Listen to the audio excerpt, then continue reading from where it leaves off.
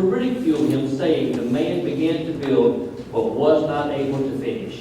There is something about being able to finish. Amen? God wants us to finish this thing we call life, this journey, and He wants us to finish strong. So know that, and let's look at some things together. Dave Ramsey, in his book, there are many books back there.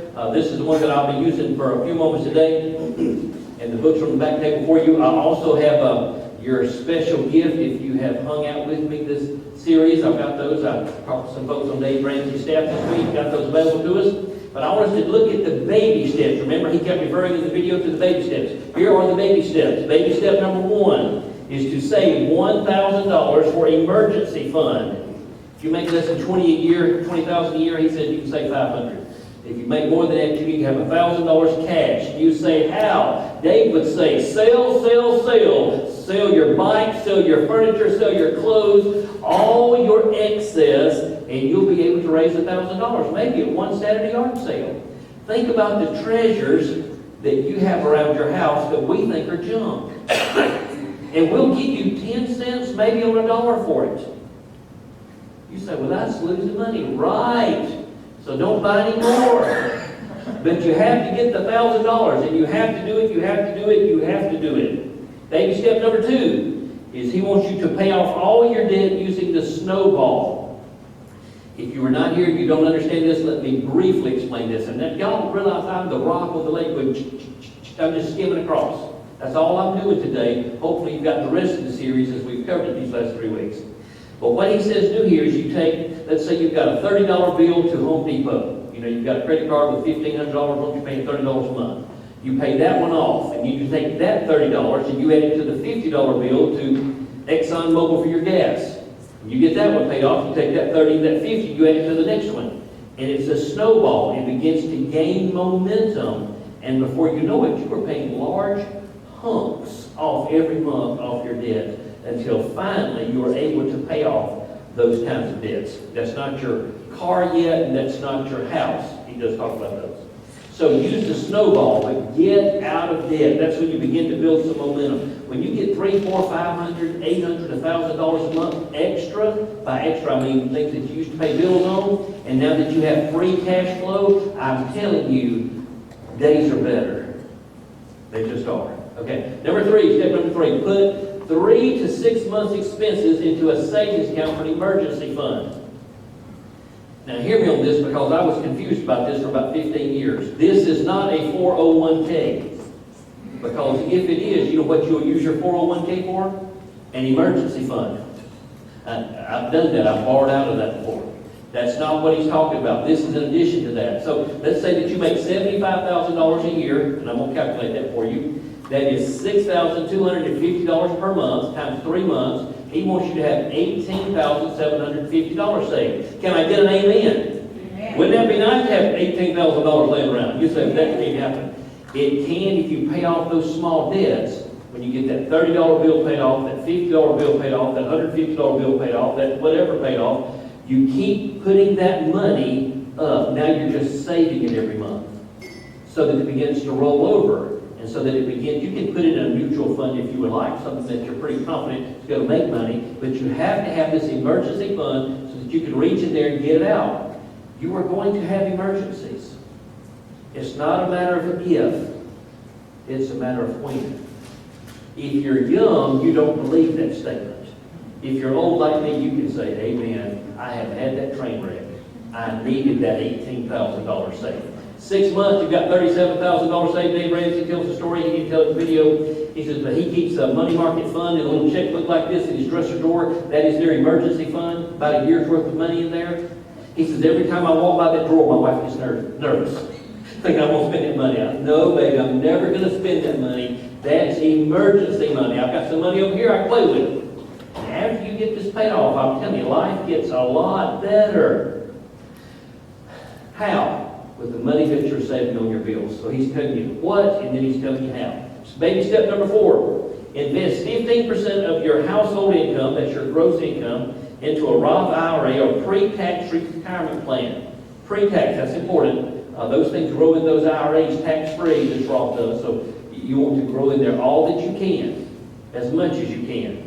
If you make $50,000 a year, let's say, then you're going to be able to put $5,000 per person. If you're married, filing jointly. If you're single, you're limited to 5.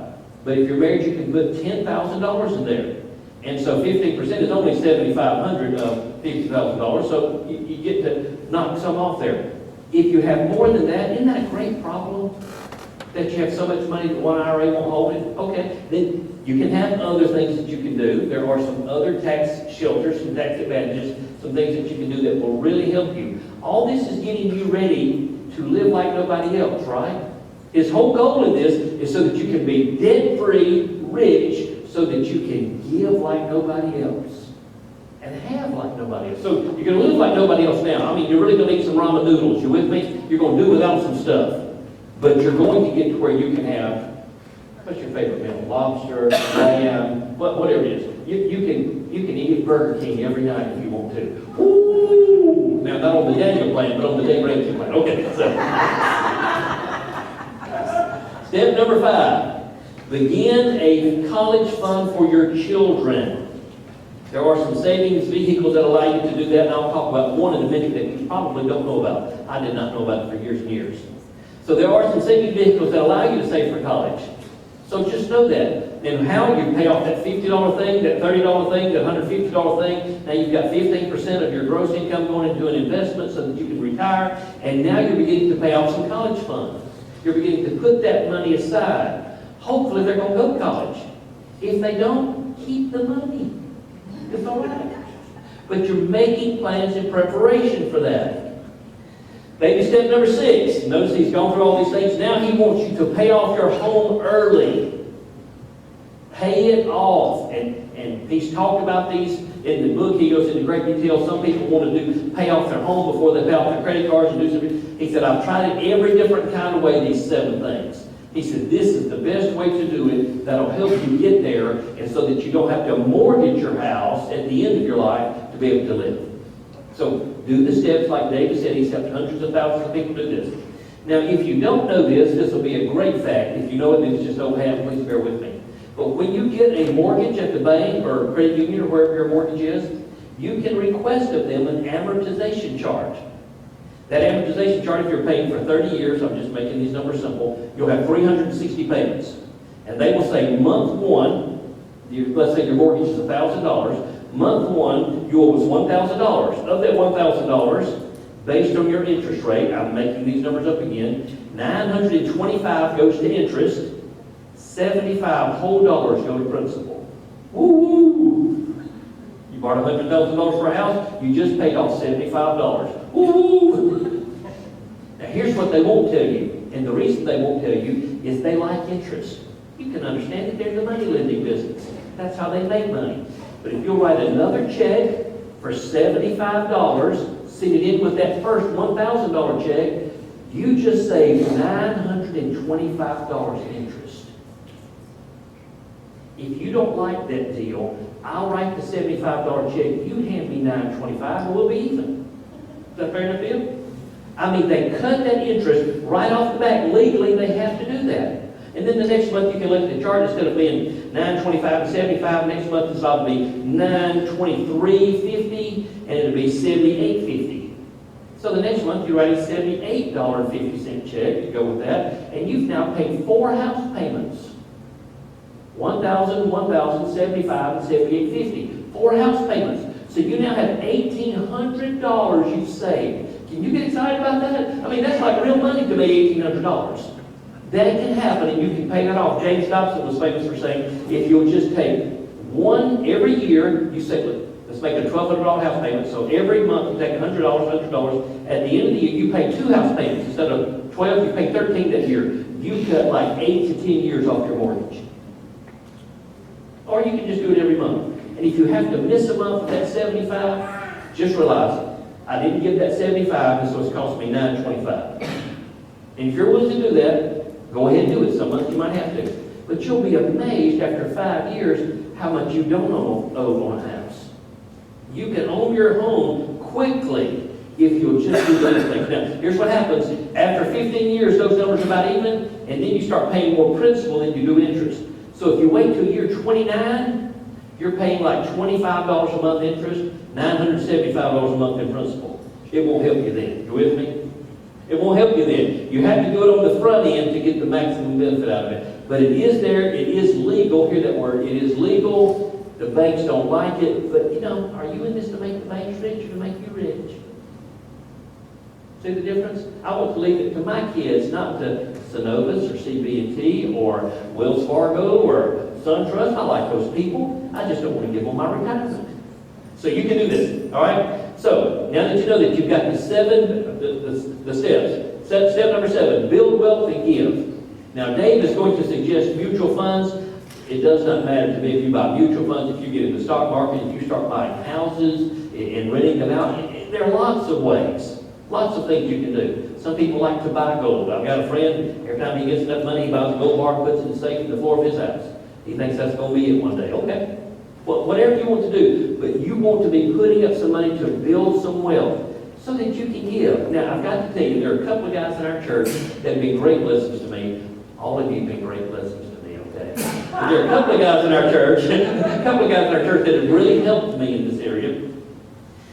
I have always understood giving, in the sense of biblical giving 10% is your tithe, and then giving an offering above that. But these guys have helped me to understand that there's more to it than that. So a couple of years ago, as I watched and they kind of mentored me through this giving process, I started looking for ways to give away money. Now, I know you'll meet me at the door and you'll say, God has answered my prayer. You're to give to me today. Okay, that's not what I'm here for. I'm just trying to tell you, you can do this. You can get to where giving is fun. And so I began to give away some money. I gave away gift cards. I've done this kind of stuff. I buy birthday presents. Just that fun kind of thing. But then last year or two, I have been able to budget some money to give away. I mean, money that I know I'm going to get every month. And I tried to give it all, and I've been very successful in giving it all away every month. Now, it's not a vast amount of money. Don't go get excited. But if it's $10 that's budgeted, that was probably more than you had budgeted to give away last year, right?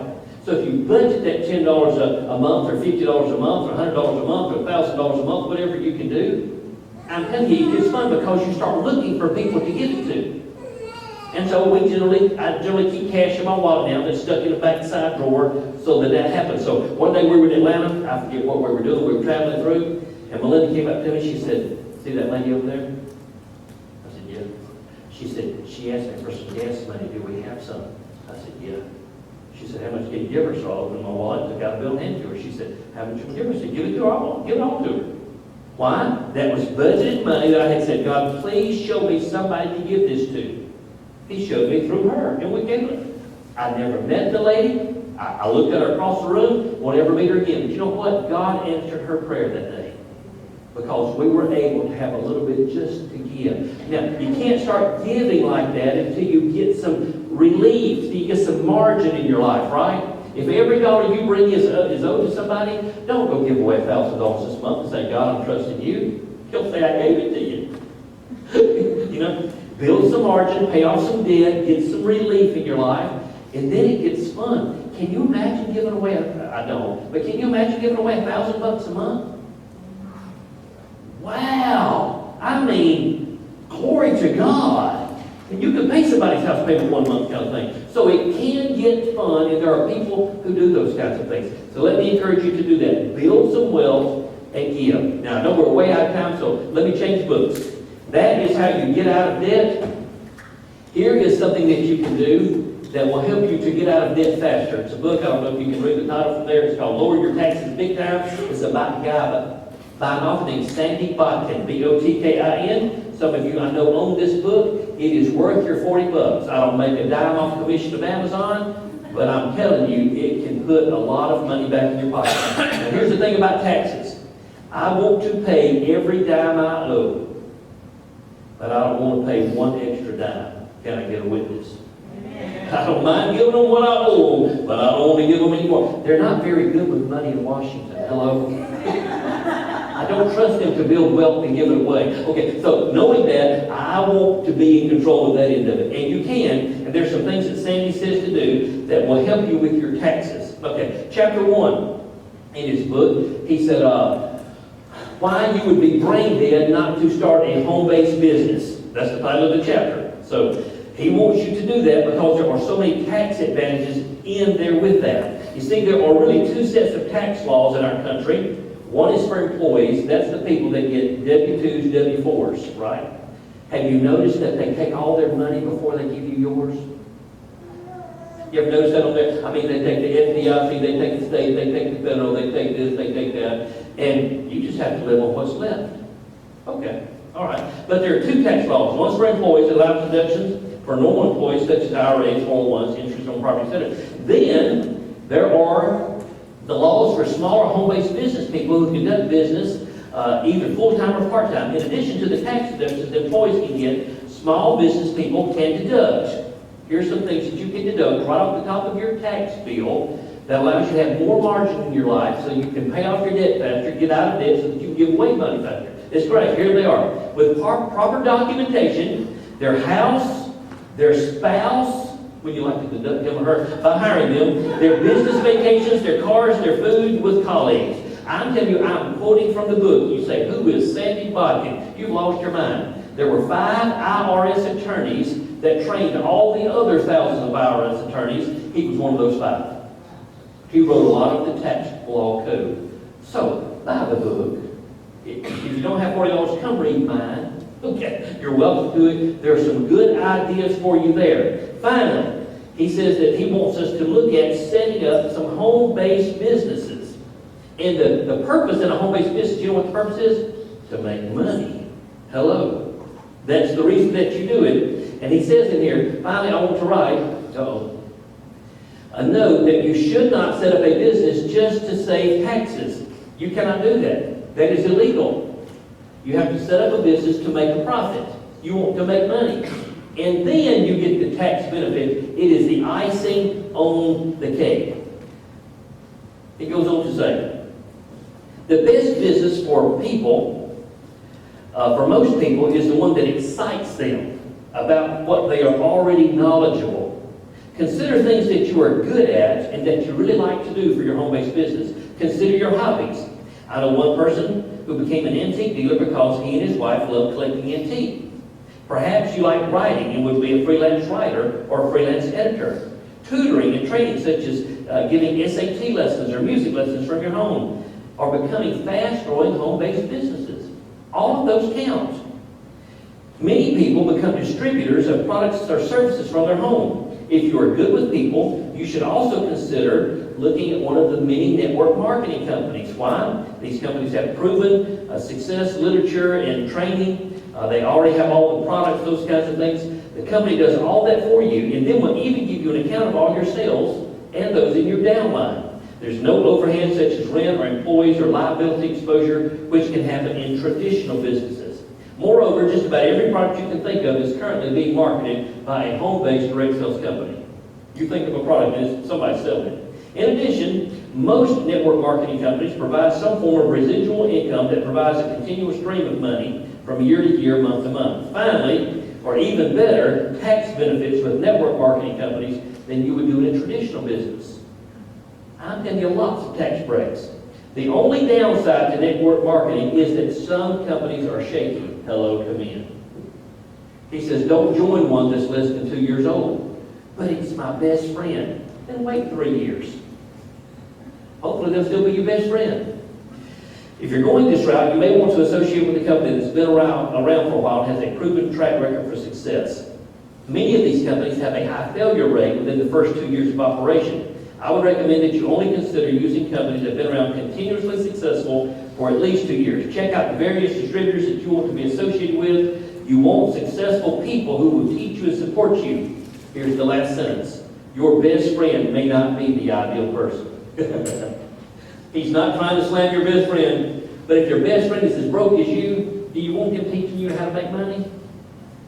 You might want to find somebody that's a little more successful at it. So that was a good nugget from Sandy. So let me encourage you to buy the book and do that. Chapter 5, he talks about how to turn your car into a tax-deductible gold mine. Now, I gave you a couple of sheets in the handout. One was this one that folds out. On the inside of that are simply copies from Sandy's book, so that you'll go buy the book and you can see it. He tells you how to keep a daily log for your car that meets the IRS tax code. Or you can just make up one of your own and maybe get audited and maybe owe a lot of money. Hello. Don't do that. Do what the law says. Be legal, be above the board, and dot your I's and cross your T's. And then on the right side of that page, it talks about how to do it and what you can do. If you have 2 cars, if you have multiple cars, you get more deductions. Most of us have 2 cars. Now, you don't get to count any personal miles. These are business-related miles. That's why you have a journal. That's why you document these things. All that stuff is legal and available if you'll just do what the government says to do. Sandy gets asked at his seminars many times, what is the #1 business expense that gets audited by the IRS? Somebody give me a guess. Yes? Your car. Oh, stop. You read the book. Somebody hadn't read the book. It's your car. That's right, vehicle expense. So that's why there is a way to keep up with it, write it down, and know exactly what's going on. Now, Sandy does suggest that you have several cars so that you can increase it. You can see that on the back there.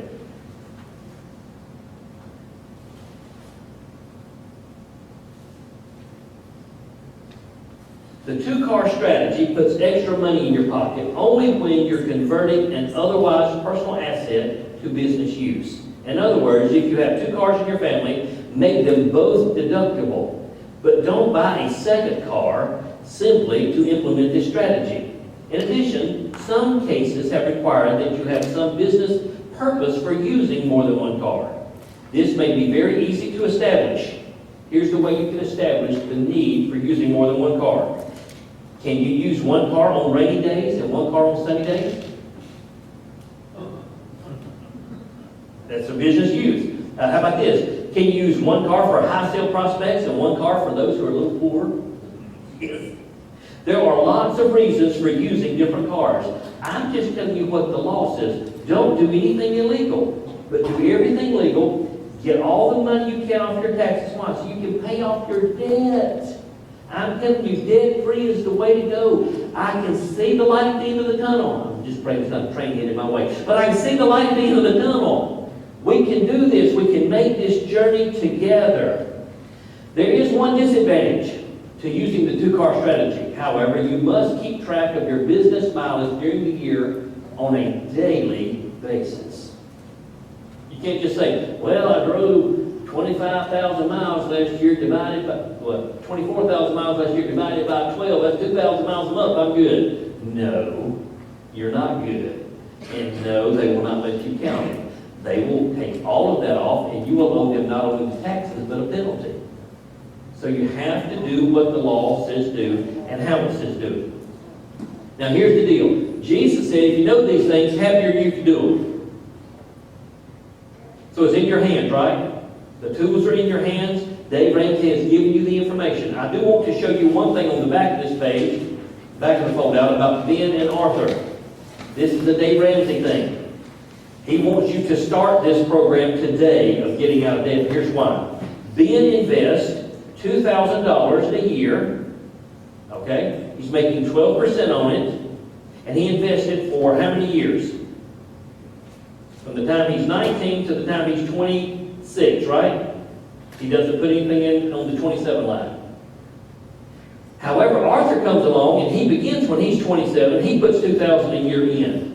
Do you see the results difference?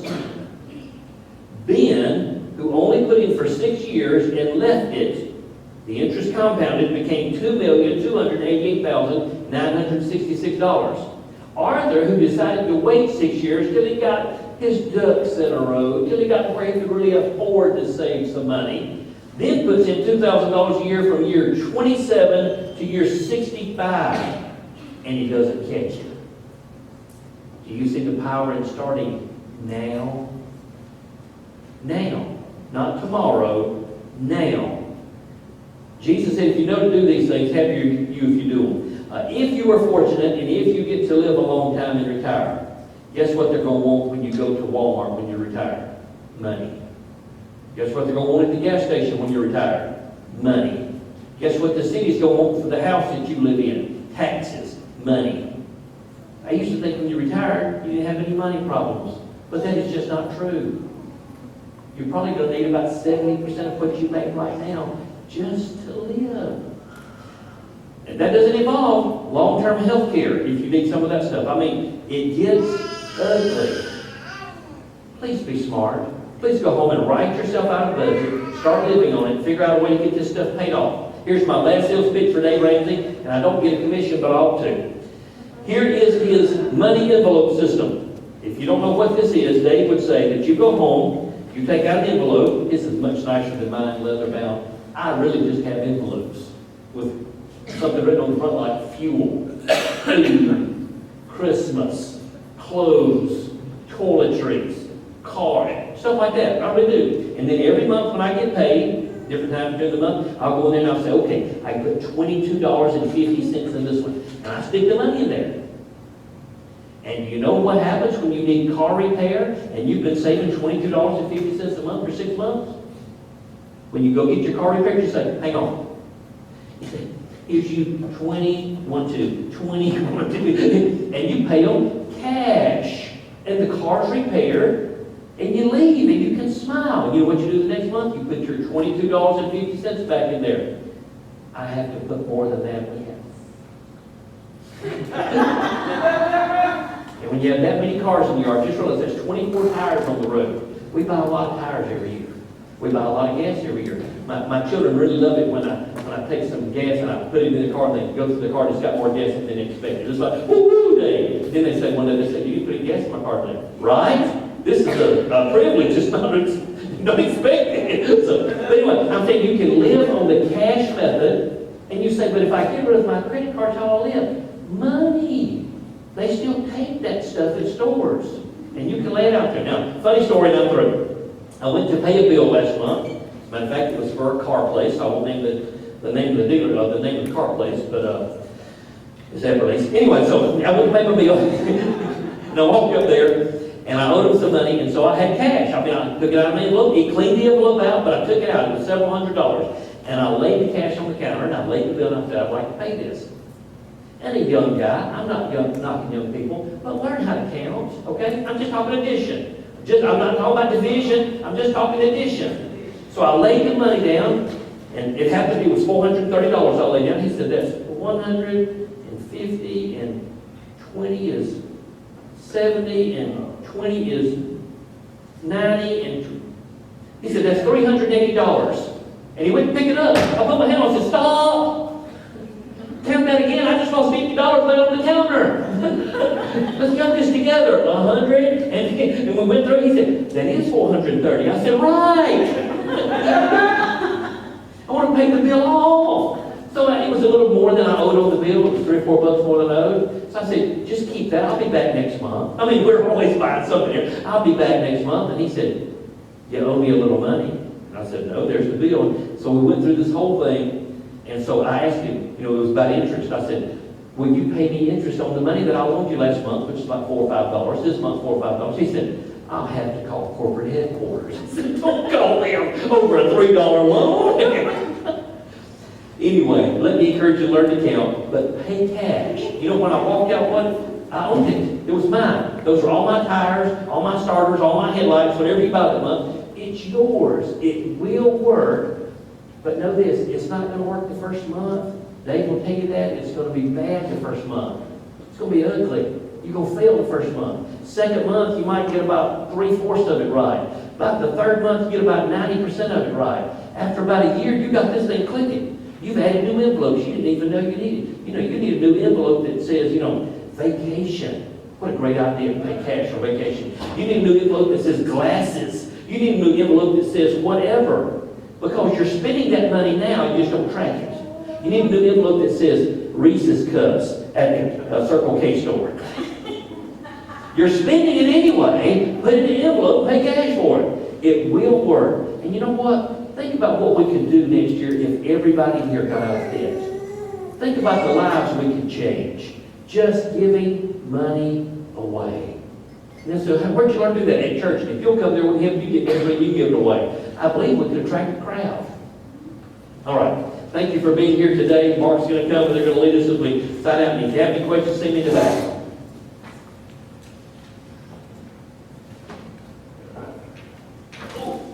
I have your CD gift, so if you were here for the series, I'll give you a CD in the back. Dave Ramsey.